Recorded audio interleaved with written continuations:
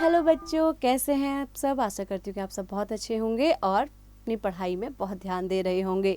तो बच्चों, आपकी इसी पढ़ाई को आगे बढ़ाते हुए आज हम पढ़ रहे हैं एक बहुत ही महत्वपूर्ण और नया पाठ, जिसका शीर्षक है साइकिल की सवारी।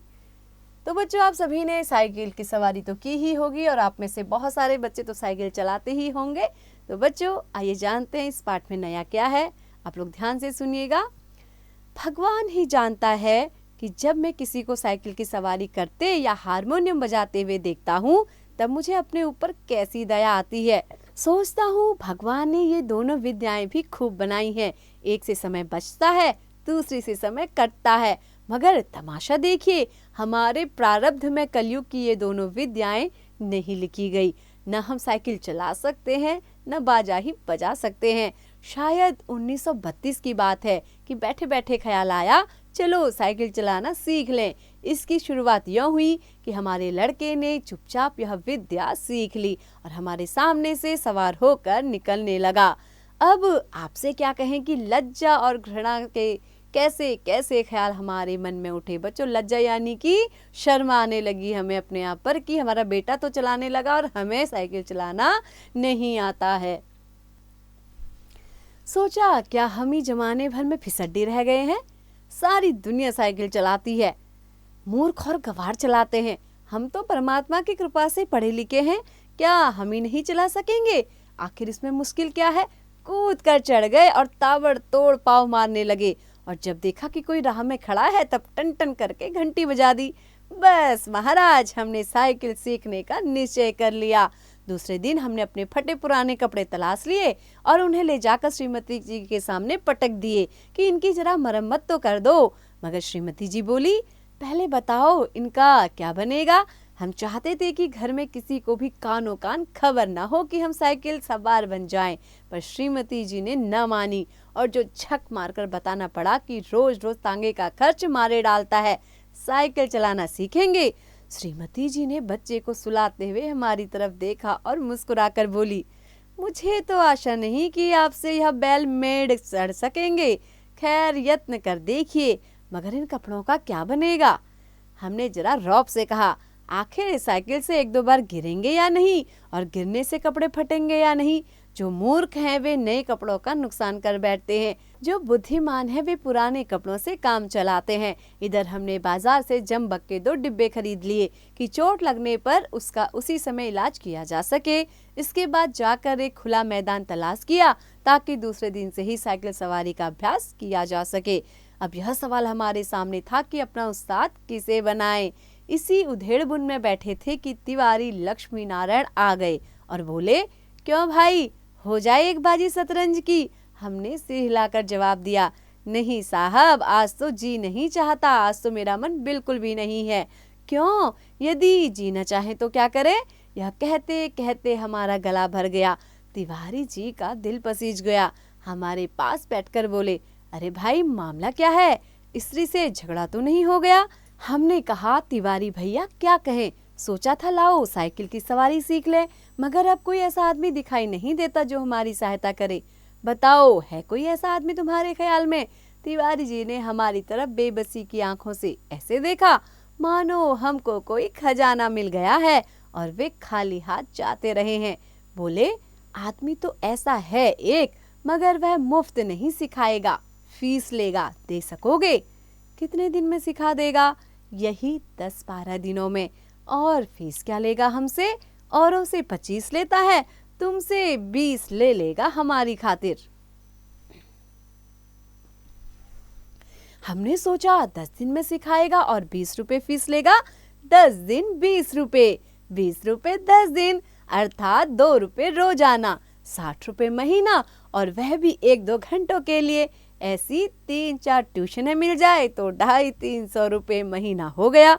इधर तिवारी जी मामला तय करने गए, उधर हमने यह शुभ समाचार जाकर श्रीमती जी को सुना दिया कि कुछ दिनों बाद हम ऐसा स्कूल खोलने वाले हैं जिसमें 300-400 रुपए महीने की आमदनी होगी। श्रीमती जी बोली, मैं तो चाहती हूँ कि तुम हवाई जहाज चलाओ। यह साइकिल क्या चीज है, पर तुम्हारे स्वभाव से डर लगता है। एक बार गिरोगे तो देख लेना, साइकिल वहीं फेंक फाक कर चले आओगे। इतने में तिवारी जी ने बाहर से आवाज दी। हमने जाकर देखा तो उस्ताद साहब खड़े थे। हमने श्रद्धा से हाथ जोड़कर प्रणाम किया और चुपचाप खड़े हो गए। तिवारी जी बोले, यह तो 20 पर मानते ही न थे, बड़ी मुश्किल से मनाया है, पेशगी लेंगे, कहते हैं पीछे कोई नहीं देता। अरे भाई, हम देंगे, दुनिया लाख बुरी है मगर फिर भी भले आदमियों में खाली नहीं है। यह 20 रुपया तो चीज ही क्या है, एक बार हमें साइकिल चलाना सिखा दें, फिर देखें हम इनकी क्या क्या सेवा करते हैं। मगर उस्ताद साहब नहीं माने, बोले फीस पहले ही लेंगे, और यदि आपने नहीं सिखाया तो फीस लौटा देंगे, और यदि फीस न लौटाई तो। इस पर तिवारी जी ने कहा, अरे साहब, क्या यह तिवारी मर गया है? शहर में रहना हराम कर दूं, बाजार में निकलना बंद कर दूं, फीस लेकर भाग जाना कोई हंसी खेल है? जब हमें विश्वास हो गया कि इसमें कोई धोखा नहीं है, तब हमने फीस के रुपए लाकर उस्ताद को भेंट कर दिए और कहा, उस्ताद कल सवेरे ही आ जाना, हम तैयार रहेंगे। हमने इस काम के लिए कपड़े भी बनवा लिए हैं और अगर गिर पड़े तो चोट पर लगाने के लिए जंबक भी खरीद लिया है। और हाँ, हमारे पड़ोस में जो मिस्त्री रहता है उससे साइकिल भी मांग ली है। एक बात कहना भूल गए, नंगे पांव भागे और उन्हें बाजार में जा पकड़ा। वे हैरान थे। हमने हांफते हांफते कहा, उस्ताद हम शहर के पास नहीं सीखेंगे, लॉरेंस बाग में जो मैदान है वहाँ एक तो भूमि नरम है, चोट कम लगती है, दूसरे वहाँ कोई देखता नहीं है। अब रात को आराम की नींद कहाँ, जब आंखें खुली तो दिन निकल आया था। जल्दी से जाकर वे पुराने कपड़े पहन लिए, जंबक का डिब्बा हाथ में लिया और नौकर को भेजकर मिस्त्री से साइकिल मंगवा ली।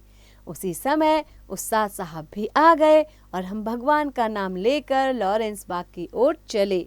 लेकिन अभी घर से ही निकले थे कि बिल्ली रास्ता काट गई और एक लड़के ने छींक दिया। क्या कहें, हमें कितना क्रोध आया उस नामुराद बिल्ली पर और उस शैतान लड़के पर, मगर क्या करते, दांत पीस कर रह गए, यानी कि अपने गुस्से को अपने अंदर ही दबा कर रह गए। इस बार फिर भगवान का नाम लिया और आगे बढ़े, पर बाजार में पहुंचकर देखा कि हर आदमी हमारी तरफ देखता है, मुस्कुराता है। अब हम हैरान थे कि क्या बात है। सहसा हमने देखा कि जल्दी और घबराहट में पाजामा और अचकन दोनों उल्टे पहन लिए हैं और लोग इसी पर हंस रहे हैं। सिर मुड़ाते ही ओले पड़े, यानी कि बच्चों काम शुरू करते ही पहले काम खराब होना शुरू हो गया। हमने उस्ताद से माफी मांगी और घर लौट आए। दूसरे दिन फिर निकले। रास्ते में उस्ताद साहब बोले, मैं एक गिलास लस्सी पी लूं, आप जरा साइकिल को थामिए। उस्ताद साहब लस्सी पीने लगे तो हमने साइकिल के पुर्जों की ऊपर नीचे से परीक्षा शुरू कर दी। फिर कुछ जी में आया तो उसका हैंडल पकड़कर जरा चलने लगे, मगर 2 ही कदम गए होंगे कि ऐसा मालूम हुआ जैसे साइकिल हमारे सीने पर ही चढ़ी आती है। दूसरे ही क्षण साइकिल पूरे जोर से हमारे पांव पर गिर गई और हमारी राम दुहाई बाजार के एक सिरे से दूसरे सिरे तक गूंजने लगी, यानी कि हम जोर जोर से राम राम राम राम करके चिल्लाने लगे। उस्ताद लस्सी छोड़कर दौड़े आए और दयावान लोग भी जमा हो गए। सबने मिल मिलाकर हमारा पांव साइकिल से निकाला। पूछा, चोट तो नहीं आई? जरा 2-4 कदम चलिए, नहीं तो लहू जम जाएगा। इस तरह दूसरे दिन हम और हमारी साइकिल दोनों अपने घर से थोड़ी दूरी पर ही जख्मी हो गए। हम लंगड़ाते हुए घर लौट आए और साइकिल ठीक होने के लिए मिस्त्री की दुकान पर भेज दी। मगर हमारे वीर हृदय का साहस और धीरज देखिए, अब भी मैदान में डटे रहे। कई बार गिरे, कई बार शहीद हुए, घुटने तुड़वाए, कपड़े फड़वाए, पर क्या मजाल जो जी छूट जाए। 8-9 दिन में साइकिल चलाना सीख गए थे, लेकिन अभी उस पर चढ़ना नहीं आता था। कोई परोपकारी पुरुष सहारा देकर चढ़ा देता तो फिर लिए जाते थे। हमारे आनंद की कोई सीमा न थी। सोचते थे मार लिया मैदान हमने, 2-4 दिन में पूरे मास्टर बन जाएंगे, इसके बाद प्रोफेसर, फिर ट्रेनिंग, कॉलेज और 300-400 रुपए मासिक। तिवारी जी देखेंगे और ईर्ष्या से जलेंगे, यानी कि वो मुझसे जलने लगेंगे, यानी कि चिढ़ने लगेंगे। उस दिन उस्ताद ने हमें साइकिल पर चढ़ा दिया और सड़क पर छोड़ दिया कि ले जाओ, अब तुम सीख गए। अब हम साइकिल चला रहे थे और दिल ही दिल फूले ना समाते थे। बच्चों, दिल ही दिल फूले ना समाना यानी कि बहुत ज़्यादा खुश होना। मगर हाल यह था कि कोई आदमी 200 गज के फासले पर होता तो हम गला फाड़ फाड़ कर चिल्लाना शुरू कर देते, साहब जरा बाईं तरफ हट जाइए। दूर फासले पर कोई गाड़ी दिखाई देती तो हमारे प्राण सूख जाते। उस समय हमारे मन की जो दशा होती उसे परमेश्वर ही जानता है। जब गाड़ी निकल जाती तब कहीं जाकर हमारी जान में जान आती। सहसा सामने तिवारी जी आते हुए दिखाई दिए। हमने उन्हें भी दूर से ही अल्टीमेटम दे दिया कि तिवारी जी बाई तरफ हो जाओ वरना साइकिल तुम्हारे ऊपर चढ़ा देंगे। तिवारी जी ने अपनी छोटी छोटी आंखों से हमारी तरफ देखा और मुस्कुरा कर कहा, जरा एक बात तो सुनते जाओ। हमने एक बार हैंडल की तरफ, दूसरी बार तिवारी की तरफ देखकर जवाब दिया, इस समय बात कैसे सुन सकते हैं, देखते नहीं हो साइकिल पर सवार हैं। तिवारी जी बोले, तो क्या जो साइकिल चलाते हैं वे किसी की बात नहीं सुनते हैं? बड़ी जरूरी बात है, जरा उतर जाओ। हमने लड़खड़ाती हुई साइकिल को संभालते हुए जवाब दिया, उतर जाएं तो फिर चढ़ाएगा कौन? अभी चलाना सीखा है, चढ़ना नहीं सीखा। तिवारी जी चिल्लाते ही रह गए। हम आगे निकल गए। इतने में सामने से एक तांगा आता नजर पड़ा।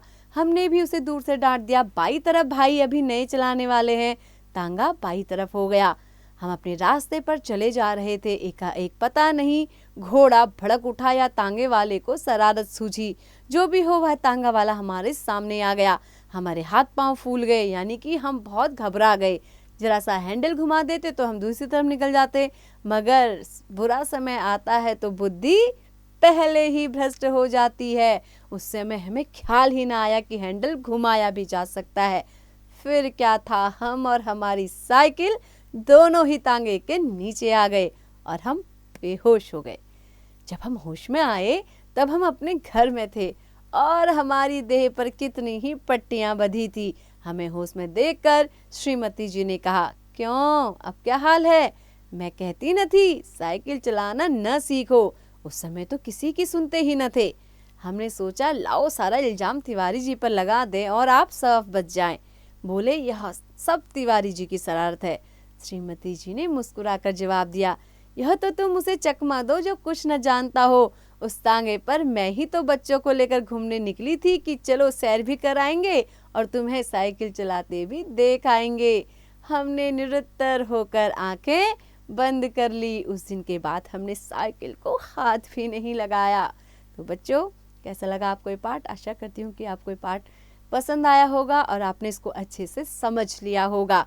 तो आपने देखी कि कैसे लेखक ने अपने साइकिल को सीखने की जो उसकी यात्रा रही उसके बारे में यहाँ पर बताया। तो बच्चों, इसके लेखक हैं सुदर्शन जी। आइए अब लेखक का परिचय भी जान लेते हैं। सुदर्शन का जन्म 1896 ईस्वी में पंजाब के सियालकोट नामक स्थान में हुआ था। इनका वास्तविक नाम पंडित बद्रीनाथ था। ये फिल्म लेखक के रूप में भी प्रसिद्ध हुए। इनकी पहली हिंदी कहानी सरस्वती पत्रिका में सन 1920 में प्रकाशित हुई थी। इनके अनेक कहानी संग्रह छपे हैं, जिनमें प्रमुख है पुष्पलता, सुप्रभात, सुदर्शन सुधा, पनघट, सुदर्शन सुगम आदि। इनके प्रमुख उपन्यास है भागवंती, परिवर्तन और राजकुमार सागर। इनकी कहानियों पर आधारित 22 फिल्में बनी हैं। बोलचाल की मुहावरेदार भाषा में कहानी लिखना सुदर्शन की प्रमुख विशेषता है। 16 दिसंबर 1967 को सुदर्शन जी की मृत्यु हो गई। तो बच्चों, आपने देखा लेखक का परिचय। आशा करती हूँ कि आपको ये पाठ भी अच्छे से समझ में आ गया होगा। ऐसे ही पढ़ते रहिए बच्चों, निरंतर मेहनत करते रहिए और अभ्यास करना ना भूलें।